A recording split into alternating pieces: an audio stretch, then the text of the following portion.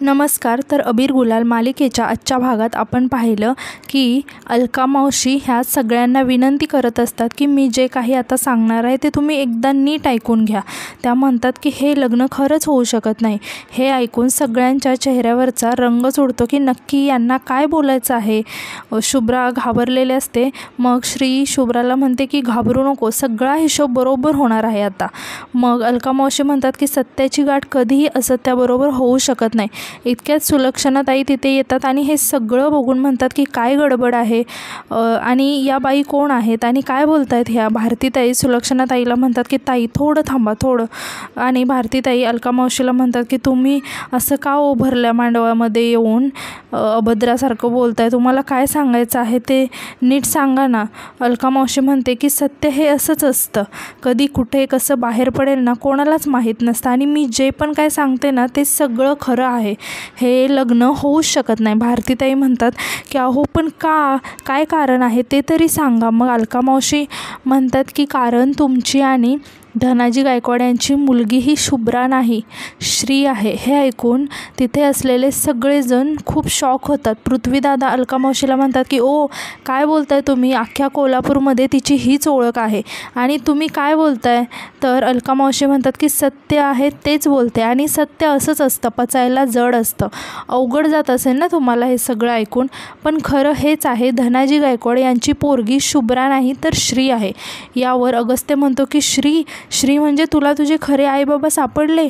सुलक्षणाताई अगस्त्याला म्हणतात अगस्त्य अरे तू वेडा झालायस का, तुला कळते का तरी तू काय बोलतोयस ते. कोण कुठली बाई हे लग्न थांबवते आणि तुला काय पडले श्रीचं. अगस्त्य अरे आता तरी त्या मुलीचा विचार सोड, तुझं नवीन आयुष्य सुरू होतं आहे त्याचा विचार कर. आणि काय म्हणत होता, या बाई ही शुभ्रा यांची मुलगी नाही आहे म्हणजे नाही लावला असेल त्यांनी याचा शोध, पण त्याने तुझ्या आयुष्यात काय फरक पडणार आहे. भारतीताई इकडे खूप टेन्शनमध्ये असतात. त्या म्हणतात की सुलक्षणाताईंना ताई जरा थोडं थांबा ना, आपण आधी समजून घेऊया की ते काय बोलत आहेत ते, त्यांना काय सांगायचं आहे ते तरी ऐकूया. आणि भारतीताई अलका मावशींना म्हणतात की ताई तुम्ही जर आम्हा सगळ्यांना समजेल असं सांगाल का. अहो शुभ्रा जर मग आमची मुलगी नाही तर कोणाची मुलगी आहे. यावर अलका मावशी सांगते की शुभ्रा ही प्रभाकर देशमुख यांची मुलगी आहे. हे ऐकून शुभ्रा खूप घाबरते. तिला सगळं प्रभाकर देशमुख यांच्या घरातलं वातावरण आठवतं आणि तिला घाम फुटतो. सगळेजण खूपच इकडे शॉक झालेले असतात. भारतीताई म्हणतात की अहो ताई तुम्ही खरं सांगताय ना, सगळं मला काहीच कळलं नाही असं झालं आहे, काय असेल ते नीट सांगा ना. मग श्री म्हणते की मी सांगते आणि श्री सांगते की ही 24 वर्षापूर्वी घडलेली घटना आहे. या दुर्दैवी घटनेत अलका मावशीसुद्धा होत्या आणि अलका मावशी त्यात हॉस्पिटलमध्ये नर्स म्हणून काम करायच्या आणि आता पुढचं अलका मावशी सांगतील. मग श्री अलका मावशींना म्हणते की मावशी प्लीज. मग अलका मावशी सांगतात की काही वर्षापूर्वी मी सिटी हॉस्पिटलमध्ये नर्स म्हणून कामाला होती आणि त्याच दरम्यान श्री आणि शुभ्राचा जन्म तिथे झाला. त्या दोघींना पण सांभाळायची जबाबदारी माझीच होती आणि एक दिवस मला एक निनावी फोन आला की माझ्या पोरीला किडनॅप केलं आहे. मग अलका मावशी सांगतात की त्यांनी त्या फोनवरती मला असं सांगितलं होतं म्हणजे आणि मी त्यांना म्हणाले होते की तुम्ही जे काय म्हणताय ना ते मी सगळं करेन, फक्त माझ्या पोरीला काय होऊ देऊ नका. आणि तिला सोडवण्याच्या मोबदल्यात मला या दोघींची अदलाबदल करायला त्यांनी सांगितलं आणि त्या म्हणतात की माझा नाईलाज होता, माझ्या पोरीच्या जीवासाठी मी या दोघींची अदलाबदल केली. माझ्या हातून खूप मोठं पाप झालं. मी त्या दोघींना पण त्यांच्या जन्मदात्या आईबापांपासून दूर केलं. अगस्त्य म्हणतो की म्हणजे श्री खरंच धनाजी गायकवाड यांची मुलगी आहे. तर अलका मावशी अगस्त्याला म्हणतात की होय. इकडे भारतीताईंना हे ऐकून चक्कर यायला लागते. श्री धावत भारतीताईंकडे जाते आणि आई काय होतंय म्हणून त्यांना पकडते. भारतीताईंना आठवत असतं की श्री आणि धनाजी गायकवाड बोलत असतात. त्यावेळेस ते म्हणाले असतात की श्री म्हणते की आता यांनी मला पोरगी म्हणलं हे माझे कोण. तर भारतीताई म्हणतात की बाबा. मग श्री म्हणते की मग तुम्ही माझ्या कोण. मग भारतीताई म्हणते की आई. आणि श्री विचारते तुम्हाला चालेल ना मी आई म्हटलेलं. तर मग हे आठवून भारतीताई रडायला लागतात. भारतीताईंना श्रीसोबतच्या सगळ्या आठवणी आठवायला लागतात आणि भारतीताई श्रीला जोरात मिठी मारतात आणि दोघीही खूप रडायला लागतात. म्हणजे इथे खूप इमोशनल असा मोमेंट दाखवला आहे. इकडे सुलक्षणाताई रागाने म्हणतात, अहो तुम्ही हे सगळं सांगितलं, पण तुम्हाला हे सगळं करायला कोणी सांगितलं हे नाही सांगितलं. मग सगळेजण अलका मावशीकडे बघायला लागतात की आता अलका मावशी काय सांगते. अलका मावशी म्हणते की हे मला पण माहीत नाही, पण त्याचा शोध मी लवकरच लावणार आहे. यानंतर आपण इकडे पाहतो पोलीस स्टेशनमध्ये विशूला सोडवण्यासाठी आलेले असतात धनाजीराव. पोलीस इन्स्पेक्टर धनाजीरावांना म्हणतात की गायकवाड साहेब, ही केस ना आम्हाला सोडवणं फारच अवघड जाणार आहे आणि आपण कितीही मॅनेज केलं ना तरी वरिष्ठ आपल्याला जाब विचारणारच आहेत, कारण की केसच तशी आहे. मग धनाजीराव म्हणतात की मी तुमच्या अडचणी समजू शकतो, पण माझ्या लेकीच्या लग्नाचा प्रश्न आहे ओ, प्लीज काहीतरी करा. यावर इन्स्पेक्टर म्हणतात की हे सगळं ठीक आहे, पण नंतर काय काय गोष्टी होतात ते तुम्हाला तर माहीतच आहे.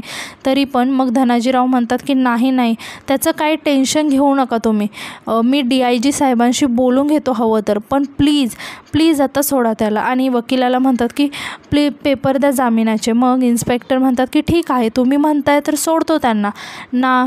मग धनाजी गायकवाड पोलिसांना हात जोडतात आणि म्हणतात की साहेब धन्यवाद, मग पण काय अडचण आली ना तर फक्त फोन करा मला एकदा. आणि मग इन्स्पेक्टर म्हणतात की हो काही टेन्शन घेऊ नका, या तुम्ही. यानंतर तिकडून महिला पोलीस हवालदार येते आणि पोलिसांना सांगते की सर आपण ज्या बहुरूपी ॲक्टरला शोधत होतो ना ती आता सापडली आहे. इन्स्पेक्टर म्हणतात की घेऊन या तिला. पोलीस यानंतर गुरुमाला घेऊन येतात. धनाजीराव मी येतो असं म्हणून निघणार इतक्यात त्यांना गुरुमा दिसते आणि ते विचार करतात की यांना कुठेतरी बघितलं आहे. मग त्यांना आठवते की घरी गुरुमा म्हणून ह्याच तर आल्या होत्या. धनाजीराव गुरुमाला विचारतात की तुम्ही त्या साध्वीबाई ना, डोक्याला बांधून ते आलं होतं आमच्या घरी. आणि मग गुरुमाला म्हणतात की हो तुम्हीच आहात त्या. आणि मग जेव्हा पोलीस इन्स्पेक्टर धनाजीरावांना सांगतात की अहो गायकवाड सर ही फक्त नावालाच कलाकार आहे, पण चोरीची कला ना अगदी बेफाम आहे, छोट्या मोठ्या चोऱ्या करणाऱ्या लोकांना फसवणं, आणि ही एकटीच नाही आहे आणि हिची अख्खी गँग आहे. मग धनाजी गायकवाड म्हणतात अरे बापरे. इन्स्पेक्टर धनाजीरावांना म्हणतात की पण सर तुम्ही कसं काय ओळखलं, तुम्हालाही हिने फसवलं आहे का. तर धनाजी गायकवाड म्हणतात की मला नाही हो, माझ्या पोरीला फसवलं हिने. अहो हे एका साध्वीबाईचं रूप घेऊन आले होते आमच्याकडे आणि नको ते सांगून घाबरवलं आम्हाला, म्हणजे माझ्या मुलीच्या लग्नाच्या संदर्भात, त्यामुळे आम्हाला लवकर लग्न घ्यावं लागलं. अहो धक्काच दिला या बाईने आम्हाला. मग गुरुमा रागाने म्हणते 1 मिनिट साहेब, लग्न माझ्यामुळे नाही तर तुमच्या मुलीमुळेच लवकर होतं आहे. धनाजी गायकवाड म्हणतात की काय बोलतात तुम्ही. तर गुरुमा म्हणते की तिनेच मला हे सगळं करायला सांगितले आणि मी तुम्हाला फसवलं नाही आहे, तर तुमच्याच मुलीने तुम्हाला फसवलं आहे, धोका दिला आहे तुम्हाला. यावर धनाजी गायकवाड म्हणतात की काय म्हणजे. तर गुरुमा म्हणते की म्हणजे मी तुमच्या घरी मुद्दाम आले नव्हते, तुमची मुलगीच मला तुमच्या घरी घेऊन आली होती आणि त्या कामाचे तिने मला पैसेसुद्धा दिले होते आणि ते जे तिने करायला मला सांगितलं तेच मी केलं. अहो खरं तर मी वाईट नाही आहे, खरं तुमची मुलगीच वाईट आहे. इन्स्पेक्टर साहेब तुम्ही मला वाईट म्हणताय ना, हां केलं असेल मी हे सगळं, पण हे फक्त मी परिस्थितीमुळे केलं, पण हे तर श्रीमंत आहेत ना, तरी त्यांची मुलगी असं वागते. अहो विचार करा साहेब, अहो विचार काय, तुम्ही तर विचारसुद्धा करू शकत नाही ना, एवढी पोहोचलेली मुलगी आहे गायकवाड साहेबांची. आता यानंतर आपण इकडे पाहतो शुभ्रा रडत सुलक्षणाताईंना म्हणत असते की आई साहेब आता तुम्हाला कळलं की मी गायकवाड यांची मुलगी नाही आहे, तरीही मला तुम्ही तुमचे सून बनायचा अधिकार आहे का. मग हे शुभ्राचं ऐकून सुलक्षणाताई शुभ्राकडे पाठ फिरवतात. मग शुभ्रा हे बघून खूप टेन्शनमध्ये येते आणि म्हणते की आई साहेब. तर सुलक्षणाताई म्हणतात की हो पूर्णपणे, कारण आमचा शब्द आहे आणि आमचा शब्द म्हणजे काळ्या दगडावरची रेष आणि ती कधीच पुसली जाणार नाही. हे ऐकून शुभ्रा खूप खुश होते, मात्र श्री खूप टेन्शनमध्ये येते. सुलक्षणाताई म्हणतात की आमच्या मुलाचं लग्न शुभ्राशीच होणार. यानंतर अलका मावशी म्हणतात ठीक आहे, सत्य तुमच्यापर्यंत पोहोचवणं माझं काम होतं, माझी जबाबदारी होती आणि मी ती केली. आता यापुढे काय करायचं आहे ते तुम्ही सगळ्यांनी मिळून ठरवा. आणि येते म्हणून असं म्हणून अलका मावशी तिथून निघून जातात. सुलक्षणाताई यानंतर म्हणतात की भारतीताई हे सगळं ऐकून तुम्हाला धक्का बसला असेल, काहीतरी वेगळंही वाटलं असेल, पण आम्हाला काहीच वाटलं नाही, कारण हे सत्य आम्हाला शुभ्राकडून आधीच कळालं होतं. हे ऐकून सगळेजण खूप शॉक होतात. आणि आता यानंतर आपण इकडे पाहतो, धनाजी गायकवाड गुरुमाला म्हणत असतात की ही माझ्या मुलीबद्दल एक जरी शब्द हिने वाईट काढला ना, तरी इन्स्पेक्टर साहेब हिला सांगून ठेवा. तर गुरुमा म्हणते, साहेब, ज्या शुभ्रासाठी तुमचा जीव तळमळतो आहे ना, तिने काय केलं आहे माहिती तरी आहे का तुम्हाला? हो, जीवावर उठली तुमची मुलगी तुमच्या. खरं तर माझ्या आधी ना तिच्याच हातात बेड्या घालायला हव्या. स्वतःच्या बापालाच मारायला निघालेली ती. मग धनाजीरावांना ते झुंबर प्रकरण आठवतं. यानंतर आपण इकडे पाहतो की शुभ्रा सुलक्षणाताईंकडे येते आणि त्यांना खुणावून विचारते की सांगू का सगळ्यांना? तर सुलक्षणाताई म्हणतात की हां.